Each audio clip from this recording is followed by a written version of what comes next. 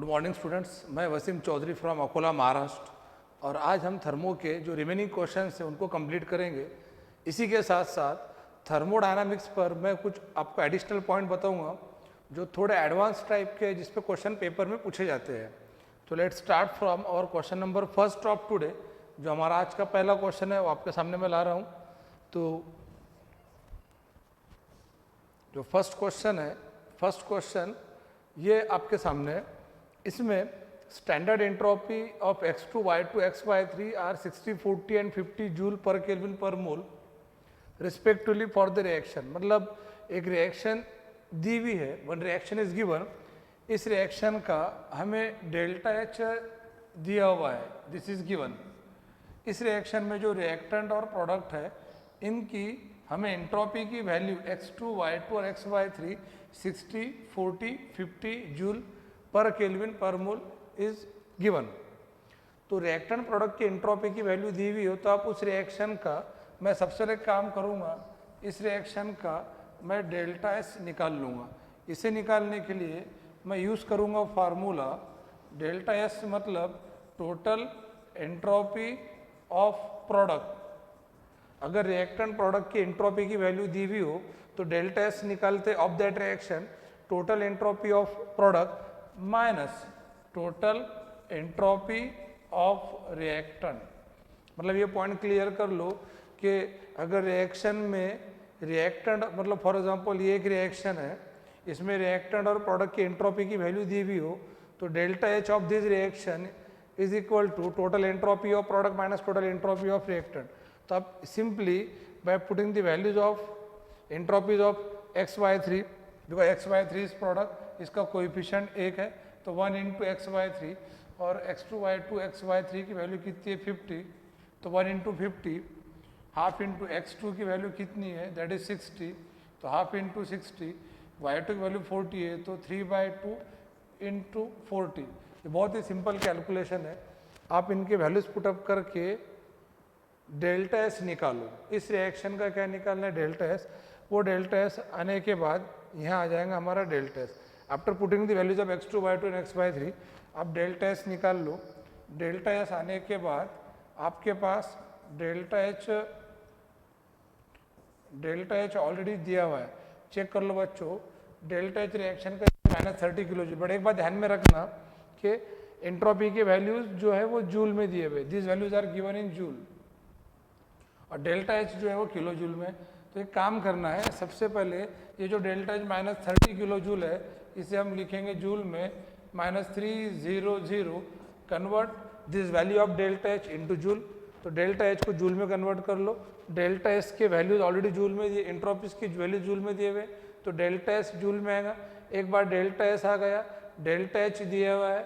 और एक बात ध्यान में रखना कि क्वेश्चन में पूछा गया एट इक्विलिब्रियम आपको टेम्परेचर फाइंड करना है। तो सबसे बड़ा पॉइंट ये है कि अगर इक्विलिब्रियम दिया हुआ हो तो इक्विलिब्रियम पर डेल्टा जी 0 आता।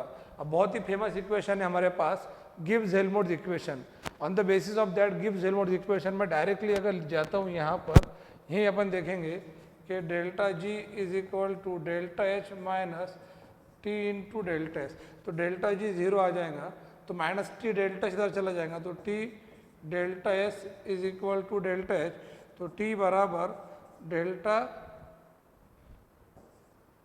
H upon delta S. और हमारे पास डेल्टा एच और डेल्टा एस दोनों के जूल में के वैल्यूज है, पुटअप करके आप इजीली इसका टेम्परेचर निकाल सकते हैं। बड़ा सिंपल कैलकुलेशन है।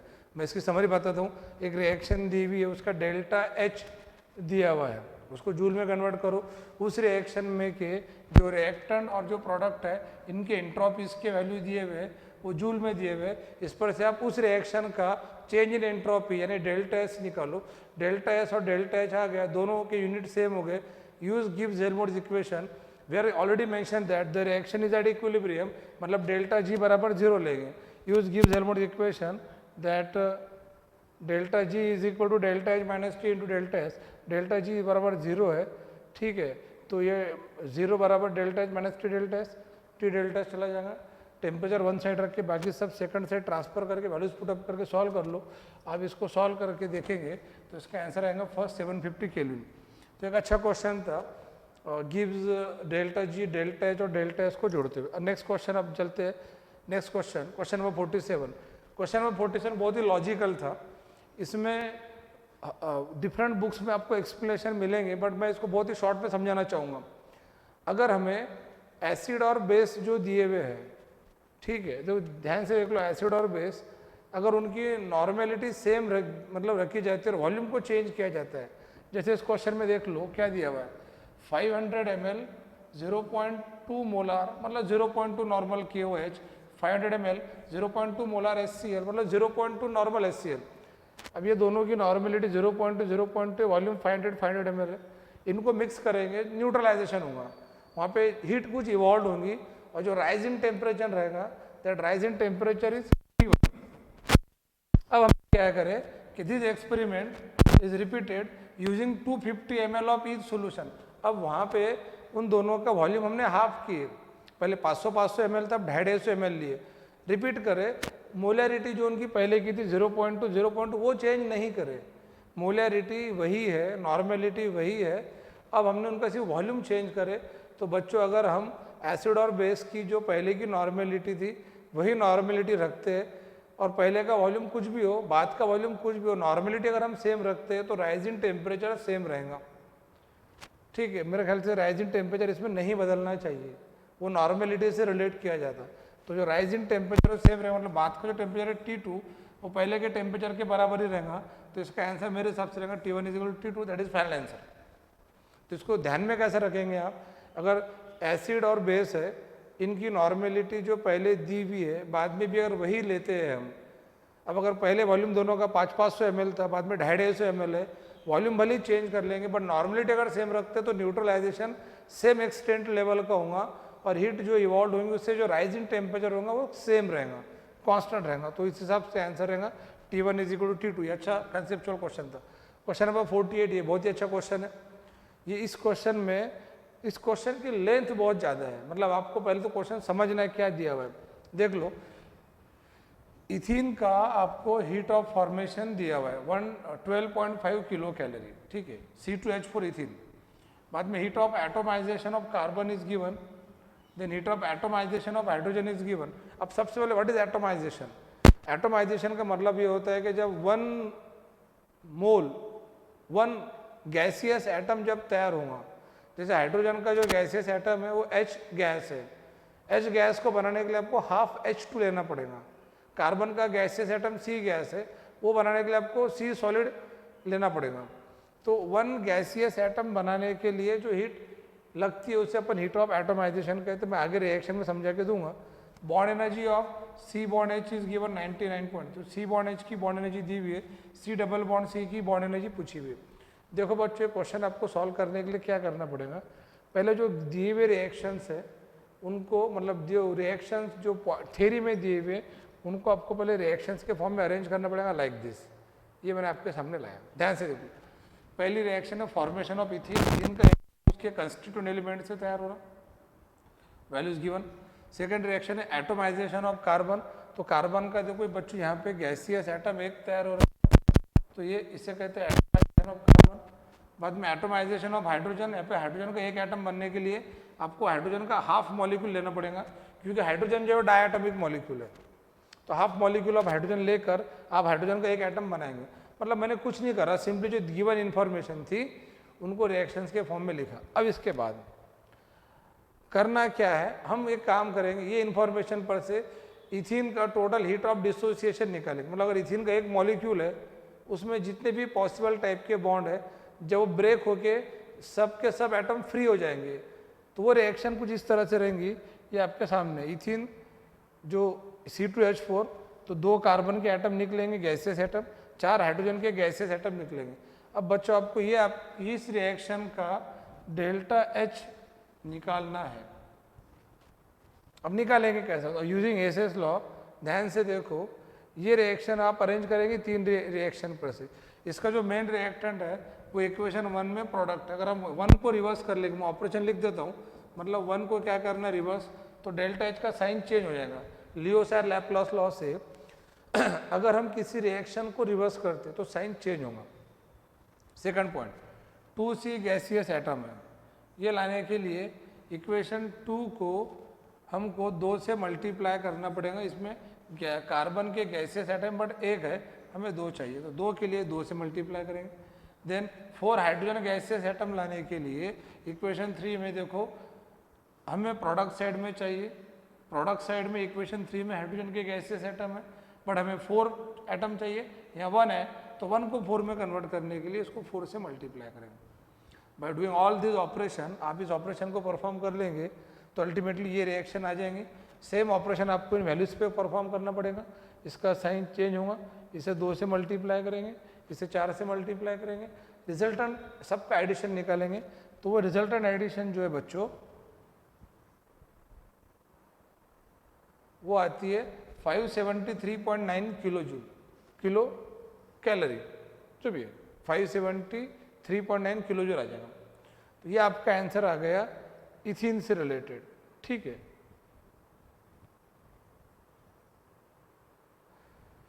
All options are given in kilo calorie, तो ये इसे हम किलो कैलोरी करते थे।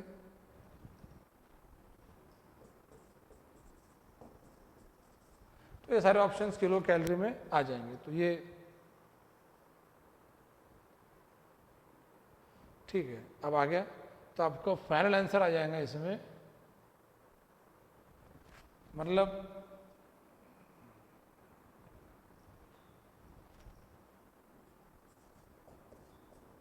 Kilo calorie. अब आपको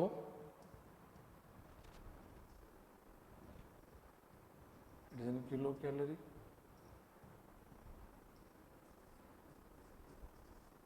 अब देख लो ये वैल्यूज हम पुटअप करके सॉल्व करेंगे तो डेल्टा जाएगा 573.9 किलो कैलोरी। ये आपका डेल्टा एच आ गया एक इथीन के मॉलिक्यूल को एटम्स में कन्वर्ट करने के लिए कितनी हीट लगी। अब एक मॉलिक्यूल को जब आप एटम में कन्वर्ट करेंगे तो इसके लिए आपको उस मॉलिक्यूल में के जितने भी टाइप्स के बॉन्ड है सबको ब्रेक करना पड़ेगा। अब मैं इसका स्ट्रक्चर नीचे बनाया, अब देखो आपके सामने है, ये स्ट्रक्चर में क्लियरली दिख रहा कि एक इथीन के स्ट्रक्चर में सी बॉन्ड एच 1 2 3 4, तो इसमें 4 सी बॉन्ड एच है प्लस एक इसमें सी डबल बॉन्ड सी है। तो अब हमें क्या करना पड़ेगा, 4 into C bond H 1 into C double bond C, ये वैल्यूज पुटअप करना पड़ेंगे। तो सी बॉन्ड एच की बॉन्ड एनर्जी आपको ऑलरेडी क्वेश्चन में दी हुई है 99.3, ये क्वेश्चन में दी हुई है, तो ये वैल्यू ऑलरेडी क्वेश्चन में दी हुई है। तो हम यहाँ रखेंगे सी बॉन्ड एच की जगह 99.3 यहाँ रख देंगे, इसको 4 से मल्टीप्लाई करेंगे, 1 इंटू सी डबल बॉन्ड ये निकालना था। तो ये टोटल जो बॉन्ड एनर्जी है ये है 573.9, तो अब हमें इसे x ले लेंगे। तो सी बॉन्ड एच कितने 99.3, तो 4 into 99.3 plus 1 into x is equal to 573.9। मतलब जितने भी टाइप के बॉन्ड हम ब्रेक करेंगे इसकी टोटल एनर्जी कितनी है 573.9, जो हमने उसका हीट ऑफ डिसोसिएशन निकाल लिया जब वो एटम में डिसोसिएट हो रहा था। अब ये सी बॉन्ड एच गिवन है, राइट हैंड साइड गिवन है, आप C double bond C comfortably इससे निकाल सकते। बहुत अच्छा क्वेश्चन था ये, वैल्यूज पुटअप करके अगर हम फाइनल सॉल्व करेंगे तो इसका आंसर आएगा दैट इज 140.7 किलो कैलोरी। ये क्वेश्चन आपने घर पे जरूर सॉल्व करके देखना चाहिए। तो इसमें क्या करना था, इथीन का हीट ऑफ डिसोसिएशन आपको निकालना था, वो निकाल दैट इज और रिक्वायर्ड इक्वेशन, ठीक है। मैं इसको शॉर्ट में समराइज करता हूँ, ये इथीन का हीट ऑफ डिसोसिएशन निकालना था। इसके लिए जो गिवन इन्फॉर्मेशन इनको रिएक्शंस के फॉर्म में अरेंज करो, हेसेस लॉ अप्लाई करके इथीन का हीट ऑफ डिसोसिएशन निकालो।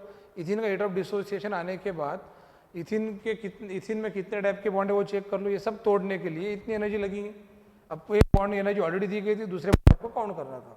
इट इज़ वेरी सिंपल, आप आराम से इसको सॉल्व कर लेंगे। अगर मैं आपको बोलूँ, कभी इस पर समझाने के लिए हिंट देता हूँ, अगर मैं बोलूँ कि मीथेन की डिसोसिएशन एनर्जी 400 किलो कैलोरी है, ठीक है, तो इसका मतलब ये होता है मीथेन में इसमें एक ही टाइप के बॉन्ड है सी बॉन्ड एच और वो 4 है, तो 4 बॉन्ड तोड़ने के लिए 400 किलो कैलोरी हीट लग रही। तो सी बॉन्ड एच की बॉन्ड एनर्जी रहेंगी that is equal to 100। Simple, एक एग्जांपल बताया समझने के लिए, ठीक है। तो अभी हम चलते हैं नेक्स्ट क्वेश्चन पे। अगला क्वेश्चन बहुत ही कंसेप्चुअल क्वेश्चन। देखो बच्चों, इस क्वेश्चन में क्या करना है मैं एक बार समझा के देता हूँ। हाइड्रेशन एनर्जी और लैटिस एंथैल्पी, इन दोनों को कंपेयर करके आप ये बता सकते कि when particular solute is dissolve in particular solvent, तो whether that solute is soluble और नॉट। तो किसी सोल्यूट को सॉल्वेंट में की सोल्यूबिलिटी बताने के लिए हमें वहाँ पे दो एनर्जी पता होना चाहिए, हाइड्रेशन एनर्जी और लैटिस एंथैल्पी।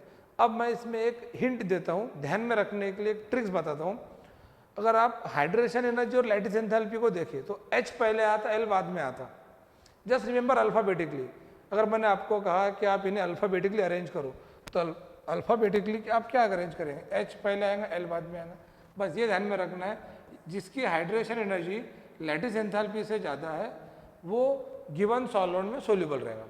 यानी अगर शुगर की हाइड्रेशन एनर्जी वाटर के लैटिस एंथैल्पी के साथ, मतलब लैटिस एंथैल्पी से ज़्यादा हो, मतलब शुगर की हाइड्रेशन एनर्जी जो रहेंगी, जब हम शुगर को वाटर में डिसॉल्व करेंगे वो जो लैटिस एंथैल्पी आएंगी, अगर हाइड्रेशन एनर्जी शुगर की लैटिस एंथैल्पी से ज़्यादा है वाटर में, तो sugar is soluble in water. तो अगर सोल्यूट की हाइड्रेशन एनर्जी लैटिस एंथैल्पी से ज़्यादा है तो वो सॉल्वेंट में सोल्यूबल रहेगा।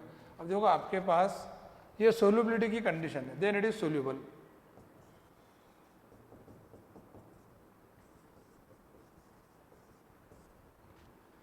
तो hydration energy must be greater than lattice enthalpy. अब चेक कर लो, ये हाइड्रेशन एनर्जी है और ये लैटिस एंथैल्पी, आपको सिर्फ मैग्नीट्यूड ही कंपेयर करना है।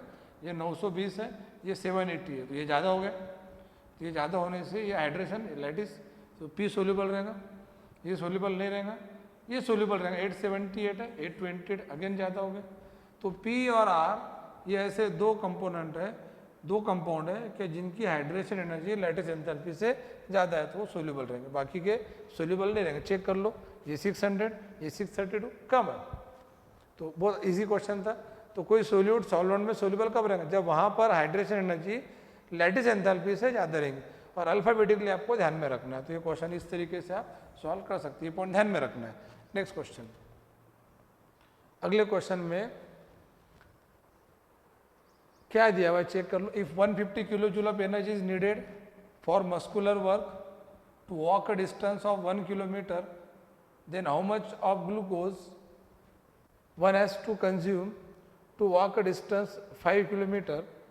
मैं बताना चाहूँगा 150 किलो जूल एनर्जी लगती है 1 किलोमीटर के लिए, तो 5 किलोमीटर चलने के लिए कितनी एनर्जी लगेंगी? अगर हम जो ग्लूकोज कंबशन कर रहे हैं, ग्लूकोज का heat of combustion 3000 kilo joule per mole दिया हुआ है, बट ये ग्लूकोज की जो एनर्जी मिलेंगी उसकी 30% एनर्जी ही हम चलने के यूज़ में ले सकते हैं। मतलब क्वेश्चन क्या है, मैं आपको अरेंज करके देता हूँ। सबसे पहले इसमें कंसेप्चुअल पार्ट पे ध्यान दो।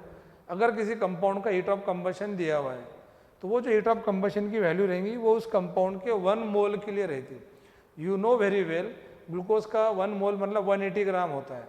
मतलब 180 ग्राम ग्लूकोज जब कंबशन होगा बॉडी में, तो हमें 3000 किलो जूल एनर्जी मिलेंगी। अब ये 3000 किलो जूल एनर्जी जो मिल रही, इसका 30% ही हम वॉकिंग के लिए यूज़ करेंगे। मतलब अगर हम 1 मोल यानी कि 180 ग्राम ग्लूकोज का कंबशन करते हैं तो 3000 किलो जूल एनर्जी टोटल मिलेगी, बट वो टोटल यूटिलाइज नहीं होगी वॉकिंग के लिए, उसका 30% ही यूज होगा। ठीक है। अब 1 किलोमीटर चलने के लिए 150 किलो जूल एनर्जी लगती है, हमें 5 किलोमीटर चलना है, तो अब कितनी एनर्जी लगेगी? अभी क्वेश्चन को अरेंज हम करेंगे इस तरीके से, आपके सामने इधर देख लो, यहाँ मैं सॉल्व करता हूँ। पहले तो पॉइंट दिया हुआ है कि 150 किलो जूल एनर्जी लगती है 1 किलोमीटर के लिए।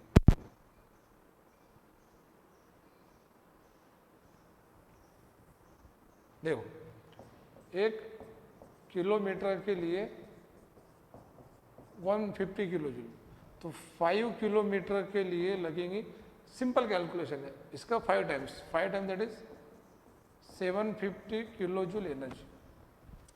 तो 750 किलो जूल एनर्जी लगेगी 5 किलोमीटर चलने के लिए। अब इतनी एनर्जी के लिए हमें ग्लूकोज कितना कंबशन करना पड़ेगा? तो पहले ये देख लो कि ग्लूकोज का हीट ऑफ कंबशन कितना है। ग्लूकोज का जो हीट ऑफ कंबशन है वो 3000 किलो जूल, मतलब जब हम 1 मोल ग्लूकोज कंबशन करेंगे तो 3000 किलो जूल एनर्जी मिलेगी, मतलब 180 ग्राम के लिए 3000 किलोजूल एनर्जी मिलेंगी, बट इतनी इफेक्टिव नहीं है, इसका 30% इफेक्टिव है। तो 180 ग्राम जला कंबशन करने के बाद 3000 किलोजूल एनर्जी मिल रही, हमें सबसे पहले इसका 30% निकालना पड़ेगा। तो 3000 का 30% आप निकाल लो तो अप्रॉक्स जो आंसर रहेगा वो 900 किलोजूल तक के आ जाएगा 30% इसका। मतलब जब मैं 180 ग्राम ग्लूकोज का कंबशन करूँगा तो वैसे तो 3000 किलोजूल एनर्जी मिलेगी, बट उसका 30% तो approx 900 kilojoule energy is utilize for walking purpose. मुझे वॉकिंग के लिए 5 किलोमीटर चलने के लिए 750 किलोजूल एनर्जी चाहिए, तो 750 किलोजूल एनर्जी के लिए x ग्राम मतलब ग्लूकोज लगेगा। अब हम क्रॉस मल्टीप्लिकेशन करेंगे तो बहुत ही सिंपल तरीके से आपका आंसर आ जाएगा, that is equal to 150 cross multiplication. मतलब 150 ग्राम हम ग्लूकोज जब जलाएंगे तो उसका जो एनर्जी मिलेंगी उसका जो 30% एनर्जी रहे वो 750 किलोजूल रहेगा। और 750 किलोजूल एनर्जी 5 किलोमीटर चलने के लिए लगती है एज पर गिवन डाटा कि 1 किलोमीटर चलने के लिए 150 किलोजूल एनर्जी लग रही। तो फाइनल आंसर इसका रहेगा दैट 150 ग्राम ग्लूकोज हमें कंबशन करना पड़ेगा। तो आंसर रहेगा 4 लाइक दिस। बड़ा सिंपल क्वेश्चन था। तो आई होप सो कि थर्मो में ऐसे एप्लीकेशन बेस्ड क्वेश्चन बनते हैं, ये इसका आंसर है, आप आराम से सॉल्व कर लेंगे। एक पॉइंट मैं फिर से समझा के देता हूँ, 180 ग्राम ग्लूकोज कंबशन करने के बाद 3000 किलोजूल एनर्जी मिल रही, ठीक है। अब 3000 किलोजूल एनर्जी जो मिल रही है वो पूरी यूटिलाइज नहीं हो रही वॉकिंग पर्पस के लिए। क्वेश्चन में दिया हुआ है कि उसका 30%, तो हमें 180 ग्राम से एनर्जी कितनी मिल रही है, आपको क्या करना था, ग्लूकोज के वेट को एनर्जी के साथ रिलेट करना था जो इफेक्टिव है, और इफेक्टिव 30% है। तो 180 ग्राम से 3000 किलोजूल टोटल एनर्जी मिलेंगी, बट वॉकिंग के लिए इफेक्टिव उसका 30%। तो मैंने एग्जैक्ट वैल्यू निकाल लिया, 180 ग्राम के लिए 900 किलोजूल एनर्जी मिलेंगी, ठीक है। और ये 900 किलोजूल एनर्जी के हिसाब से आप 750 किलोजूल एनर्जी के लिए कितने ग्लूकोज को कंबशन करना पड़ेगा ये निकाल सकते हैं। तो ये थे हमारे आज के क्वेश्चन। अब बच्चों मैं आपके लिए कुछ थर्मो के 2-3 ऐसे मतलब टिपिकल पॉइंट लाया हूँ जो जनरली बच्चे भूल जाते हैं। अब इन पॉइंट्स को हम थ्योरी के फॉर्म में देखेंगे, ना कि क्वेश्चन के फॉर्म में, ठीक है। तो 3-4 पॉइंट आपके लिए मैं ला रहा हूँ, आप इस पर ध्यान दो, इस पर क्वेश्चन बनते हैं। और ये ऐसे पॉइंट है जहाँ बच्चे जनरली गलतियाँ करते हैं, ठीक है। तो मैं पहला पॉइंट लाता हूँ आपके सामने, ये वाला। नेक्स्ट पॉइंट, ये जो पॉइंट आपके सामने बच्चों, इसमें डेल्टा जी, डेल्टा एस और डेल्टा एच के साइन पर हमें स्पॉन्टेनिटी ऑफ रिएक्शन बताना है विथ कंसर्न दी टेम्परेचर। ये टेबल है, एक्चुअल में आपको करना होता है। पहले आप टेबल पे देख लो वैल्यूज कौन कौन सी दी हुई है।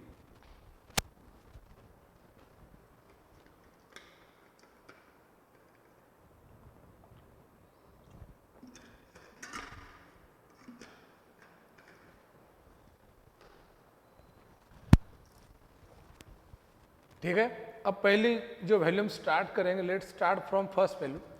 डेल्टा जी अगर निगेटिव हो तो डेल्टा एस पॉजिटिव होना चाहिए और डेल्टा एच निगेटिव। देखो इस पर टेक्निक है, अल्टरनेटली बदलना है। आप सबसे पहले काम कर लो, सीक्वेंस में ध्यान में रखना मैंने क्या लिखा, जी एस एच। तो ये एक शॉर्टकट ध्यान में रखना, जी एस एच। आपको पता है पूरा देश परेशान था कुछ दिनों से जीएसटी के चक्कर में, जीएसटी पर से अब जीएसएच ध्यान में रख लो, जीएसटी जीएसएच। तो रिमेंबर जीएसएच, तो जीएसएच जी मतलब डेल्टा जी, एस मतलब डेल्टा एस, गिव्स energy, change in entropy, change in enthalpy. तो रिमेंबर जीएसएच, ओके।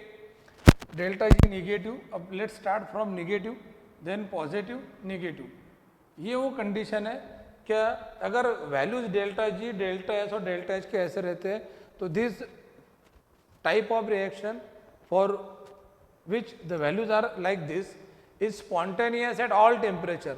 तो ये सभी टेम्परेचर पे क्या रहेंगी reaction, spontaneous at all temperature, अगर ये होता है। अब इसका उल्टा कर लो, ये होगा पॉजिटिव, इधर निगेटिव और ये पॉजिटिव। ये वो कंडीशन है कि जहाँ पे रिएक्शन रहेंगी non spontaneous at all temperature. The reaction is non-spontaneous at all temperature. मतलब ये दोनों कंडीशन बहुत मेन थे। पहला कंडीशन क्या था, delta G negative, delta S positive, delta, ये अगले आगे के साइन बहुत सिंपल है। आपने पहला साइन ध्यान में रखना है डेल्टा जी, और उसमें पहले ये ध्यान में रखना है कि पहले क्या लेना है, delta G, G S H मतलब delta G, delta S, delta H, negative, फिर इसको अल्टरनेट करना है, निगेटिव के बाद पॉजिटिव, फिर निगेटिव, फिर इनको तीनों को उल्टा कर दो, तो पॉजिटिव निगेटिव पॉजिटिव, तो ये हो गई। इसके बाद के जो अगले 4 केसेस हैं, ये 4 केसेस में बच्चों डेल्टा जी का रोल खत्म हो जाता है। इट डजंट मैटर कि डेल्टा जी पॉजिटिव है कि डेल्टा जी निगेटिव, ये कोई मैटर नहीं करेगा।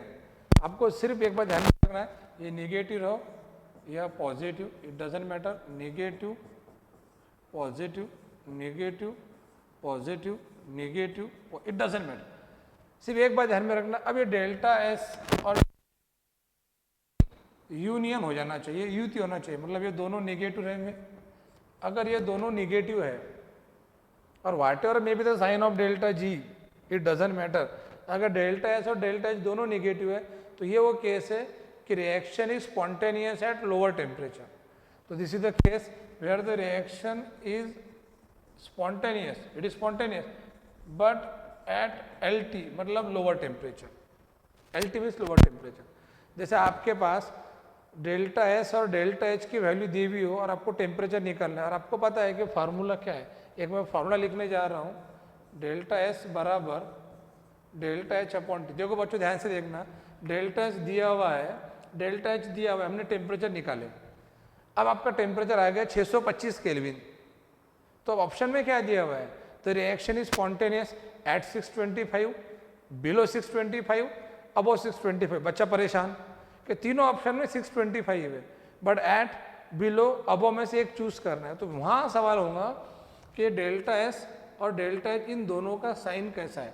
और उस क्वेश्चन में दोनों का साइन निगेटिव था, तो वहाँ पे आंसर रहेगा the reaction is spontaneous lower temperature, मतलब जो 625 आया उसके लोअर मतलब बिलो 625, तो आंसर रहेगा below 625, the reaction is spontaneous below 625। अगर ये दोनों का साइन पॉजिटिव रहता था, डेल्टा एस और डेल्टा एच, तो हायर टेम्परेचर मतलब रिएक्शन इज स्पॉन्टेनियस अबो 625। तो ये वो केस थी स्पॉन्टेनिटी की, आई होप तो समझ में आएगा।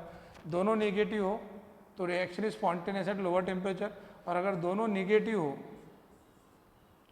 तो reaction is non spontaneous at higher temperature. ये पॉइंट क्लियर कर लो, स्पॉन्टेनियस एट हायर टेम्परेचर मतलब अगर दोनों नेगेटिव हो, डेल्टा एस और डेल्टा एच, तो reaction is spontaneous at lower temperature. दोनों नेगेटिव हो तो reaction is non spontaneous at higher temperature. अगर दोनों पॉजिटिव रहते, बोथ आर पॉजिटिव, तो reaction is spontaneous at higher temperature. अब बताओ इसका अगला मीनिंग क्या होगा कि अगर दोनों पॉजिटिव हो, वाटर में the sign of delta G, it doesn't matter delta G का साइन कुछ भी रहने दो, अगर दोनों पॉजिटिव है तो इसका अगला मीनिंग होगा reaction is non spontaneous at lower temperature. तो ये इसके मीनिंग थे, अगर दोनों नेगेटिव हो तो reaction is spontaneous at lower, negative का मतलब लोअर पे स्पॉन्टेनियस रहेगा, और अगर लोअर पे स्पॉन्टेनियस रहेगा तो मतलब दोनों नेगेटिव हो, नेगेटिव मीन्स कम, तो reaction is spontaneous at lower means reaction is non spontaneous at higher. जब दोनों पॉजिटिव हो, डेल्टा एस और डेल्टा एच, तो reaction is spontaneous at higher. If reaction is spontaneous at higher means reaction is non spontaneous at lower. तो ये बहुत ही complicated point था, बड़ा डिप्लोमेटिक पॉइंट है, बहुत सारे बच्चे इसमें गलतियाँ करते हैं। आई होप सो कि आपका ये कन्फ्यूजन क्लियर हो गया होगा। अब हम चलते हैं आगे। आगे आपके लिए एक और मैं पॉइंट लाया हूँ, बहुत ही अच्छा पॉइंट है बच्चों। इस इक्वेशन को आपको कम से कम आज के आज 25 बार लिख के तो भी लर्न करना है, 25 टाइम्स 30 टाइम्स लिख के लर्न कर लो। Delta S is equal to C V into L N T2 by T1 plus R into L N V2 by V1, at least 25 times लिख लो इसको। ये मैंने नंबर ऑफ मोल यहाँ पे 1 लिया, अगर मैं नंबर ऑफ मोल n लेता हूँ तो यहाँ पे इधर n आ जाएगा, इसमें n आ जाएगा, तो मैंने ये लिया फॉर 1 मोल। अब बच्चों ये जो डेल्टा एस का जो एक्सप्रेशन था ये एट कांस्टेंट वॉल्यूम था करके V2 by V1, at constant pressure भी है Cp रहेगा तो फिर P1 by P2। We know that Boyle's law, P1 V1 is equal to P2 V2, तो ये एट कांस्टेंट वॉल्यूम था इसलिए V2 by V1, at constant pressure लेते तो P1 बाय P2। तो डेल्टा एस के दोनों एक्सप्रेशन आ गए। अब क्वेश्चन क्या आता है, एक तो डायरेक्टली एक्सप्रेशन पूछे जाते हैं जो प्योरली लर्न करना है आपको। डेल्टा एस बराबर C P into L N T two by T one plus R L N V P one by P two. अब क्वेश्चन ये आता बच्चों कि आपको तीन मैं अलग अलग प्रोसेस दे रहा हूँ। अब जैसी पहली प्रोसेस है आइसोथर्मल, तो वी नो दैट आइसोथर्मल में टेम्परेचर रिमेन कांस्टेंट, तो T1 is equal to T2। तो आपका जो इक्वेशन 1 और इक्वेशन 2 है, अगर मैं T1 is equal to T2 रखता हूँ तो we know that they get cancel, that is equal to 1 और log 1 इज इक्वल टू 0। तो यहाँ पे जो log 1 है वो 0 हो जाएगा, तो ये कंप्लीटली 0 हो जाएगा।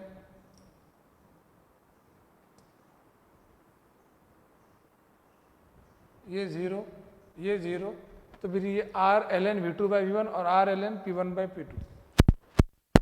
एल एन मतलब log to the base e होता, जब मैं इसको टू द बेस 10 करूंगा तो मल्टीप्लाइंग बाई 2.303, तो 2.303 R log to the base 10 V two by V one, और फॉर एन मोल करूंगा तो डेल्टा एस बराबर 2.303 एन आर। तो इससे एक फाइनल एक्सप्रेशन मैं लिखने जा रहा हूँ जो आपको ऑलरेडी पता है। आइसोथर्मल के लिए ये एक्सप्रेशन बन जाएगा delta S is equal to 2.303 N R log to the base 10 V2 by V1। तो ये एक्सप्रेशन यहाँ से बनता है, बिकॉज आइसोथर्मल में T1 is equal to T2, ये कैंसिल हो जाएगा, 0 हो जाएगा। इसका ये अगर मैं ये यूज़ करता हूँ तो ये जो V2 बाई V1 है उसकी जगह P1 बाई P2 आ जाएगा, बस सिंपल। तो ये एक्सप्रेशन बन गया फॉर आइसोथर्मल के लिए बन गया। इसी तरीके से हम आइसोकोरिक आइसोबारिक के लिए बना सकते हैं बच्चों। आइसोकोरिक में कोर मतलब वॉल्यूम होता है, it is Greek word core means volume, तो V1 is equal to V2। अब आपको क्या करना है आइसोकोरिक में, V1 is equal to V2 मतलब यहाँ पे ये पूरा 0 बन जाएगा, और ये 0 बन गया तो आइसोकोरिक के लिए delta S means C V L N T two by T one, मतलब C V 2.303 log to the base 10 T2 by T1, और n मोल के लिए लेते हैं तो CV into 2.303 n log to the base 10 T2 by T1, क्योंकि ये 0 हो जाएगा। और ये अगर हम एक्सप्रेशन बनाते हैं आइसोबारिक के लिए, तो आइसोबारिक में बैरो मीन्स प्रेशर, तो P1 is equal to P2। तो अगर P1 is equal to P2 हो तो ये जो एक्सप्रेशन आपके सामने इक्वेशन 2 P1 बराबर P2 तो they get cancel, that is log 1 to the base 0, ये कट जाएगा। तो फिर अब ये अगर कट जाता है तो फिर ये बचेगा। तो आइसोबारिक के लिए डेल्टा एस बराबर C P L N T2 by T1, फिर एल एन को log टू द बेस 10 कर लो मल्टीप्लाइंग बाय 2.303, और n मोल के लिए n से मल्टीप्लाई कर लो। तो ये जो आज के हमारे पॉइंट्स थे बहुत ही ज़बरदस्त पॉइंट थे। मैं देखता हूँ जनरली ये पॉइंट बच्चे भूलते हैं, अच्छे अच्छे टीचर भी ये पॉइंट को भूल जाते हैं, तो इस पर हमने आज अच्छा डिस्कशन करें। ये दोनों इक्वेशन को आप लिख के प्रैक्टिस करो। आइसोथर्मल T1 बराबर T2, देन आइसोकोरिक V1 बराबर V2 और आइसोबारिक P1 बराबर P2। By putting this point in that equation we get the new equations. तो ये था अपना आज का पॉइंट इसमें। इसके बाद में एक और आपके लिए बहुत ही अच्छा पॉइंट लाया हूं जो जनरली बच्चे गलतियां करते हैं, ये आपके सामने है बच्चों। इसमें क्या है, अगर गैस एडियाबैटिकली रिवर्सिबल एक्सपांशन बताता है, adiabatic reversible expansion, mention this point, adiabatic reversible expansion. अगर गैस एडियाबैटिक रिवर्सिबल एक्सपांशन बताता, मैं इसको पहले तो बॉक्स कर देता हूँ, तभी जाके हम ये फार्मूले लगा सकते हैं जो आपके सामने। मैं इस फार्मूले को लर्न करने की एक टेक्निक बताऊंगा आपको क्या करना है।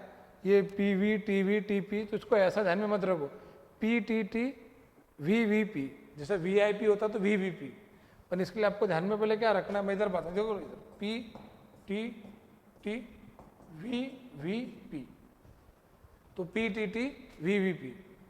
इसके लिए और कोई ऐसे मतलब फालतू वर्ड बनाने की जरूरत नहीं है, मतलब फिर आपको ध्यान में रखना पड़ेगा वर्ड क्या बनाए थे, तो थोड़ी प्रैक्टिस करना पड़ेगी। P T T V V P, P T T V V P, तो P T T V V P ध्यान में रखो। इसके बाद में इधर आपको ध्यान में रखना है gamma, then gamma -1, then 1 minus gamma by gamma, देखो आपके सामने।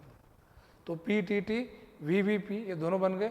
अब मैं अगर लिखूँ P V raise to the power gamma, T V raise to the power gamma minus 1 और T P raise to the power 1 minus gamma by gamma, gamma gamma minus 1 minus gamma by gamma, इस तरीके से आपको ध्यान में रखना। All are constant. आपको इसमें से किसी भी एक पॉइंट पे क्वेश्चन आता है, ये डायरेक्टली पेपर में इस इक्वेशन को पूछते हैं, डायरेक्टली। समझ में आया? इसको डायरेक्टली पूछा जाता है। तो ये था अपना आज का एक पॉइंट। इसके बाद में इसमें एक और नया पॉइंट हम डिस्कस करेंगे, और वो पॉइंट ये है बच्चों, ये भी एक नया पॉइंट है, शायद से एनसीईआरटी बुक में आपको देखने के लिए नहीं मिलेगा, बट अगर केमिस्ट्री पे नीट में या जेई मेन में, आईआईटी जेई में अगर थोड़ा सा हटके क्वेश्चन आना रहा थर्मो पर, तो मुझे लगता है कि इफिशियंसी ऑफ हीट इंजन पूछ सकते हैं। आपको सिंपली फार्मूला पता होना चाहिए। इफिशियंसी मतलब कार्य क्षमता, कैपेसिटी आप देख लो, इफिशियंसी निकालते Q2 minus Q1 bye Q2 या T2 minus T1 bye, formula बहुत आसान है, मैं फिर से बताऊंगा कि आपको ये फार्मूले को लर्न करना पड़ेगा। अब बच्चों इसमें क्या होता है कि Q2 और Q1 ऐसा तो नहीं रहेगा कि देखो ये Q2 है और ये Q1 है, ऐसा नहीं रहेगा। ये चीजें आपको वर्डिंग में दी रहेंगी कि Q2 का मतलब होता है हीट एब्सॉर्ब, हीट एब्सॉर्ब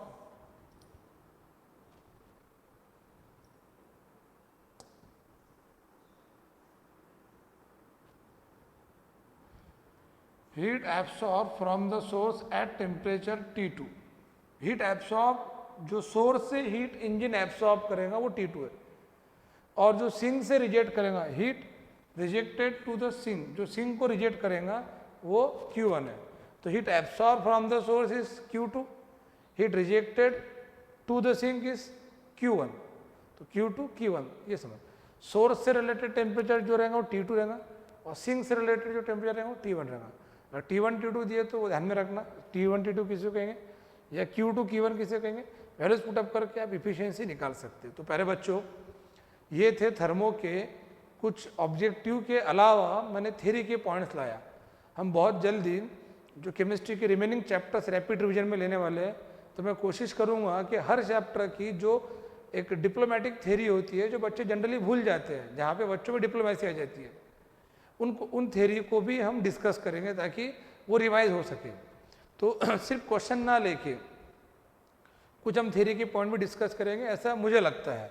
और थ्योरी के सब पॉइंट पॉसिबल नहीं, इतना वास्ट सिलेबस है और कुछ लेक्चर्स में हम नहीं कंप्लीट कर सकते। तो बैच तो ये क्वेश्चंस की है, तो क्वेश्चन लेने के साथ साथ हम डिस्कस करेंगे कुछ वेरी इंपॉर्टेंट थ्योरी जो आपके लिए काफ़ी हेल्पफुल रहेंगी, जो जनरली बच्चे भूलते हैं। तो ये मेरा आज की कोशिश थी। इससे रिलेटेड अगर आपके और कुछ फीडबैक है तो आप क्लास के वेबसाइट पर विजिट करके बताइए, या जो भी आपके पास क्लास के फ़ोन नंबर्स उन पे बताइए, हम और उस पर मतलब डिस्कस करके और अच्छे से प्लान बनाएंगे। तो आज के लिए थर्मो में इतने था, अच्छे से पढ़ाई कीजिए। अगला लेक्चर हम थर्मो के अलावा केमिकल काइनेटिक्स पे डिस्कस करेंगे। तो नेक्स्ट वीडियो जो रहेगा हमारा वो केमिकल काइनेटिक्स पे रहेगा, वो भी एक अच्छा मेजर टॉपिक है नीट और जेई में। उस पर हम एटलीस्ट 50 से क्वेश्चन डिस्कस करेंगे और उसमें भी मेन थ्योरी डिस्कस करेंगे। तो बहुत जल्द हम मिलेंगे केमिकल काइनेटिक्स के साथ। तब तक अपना ख्याल रखिए, बाय बाय।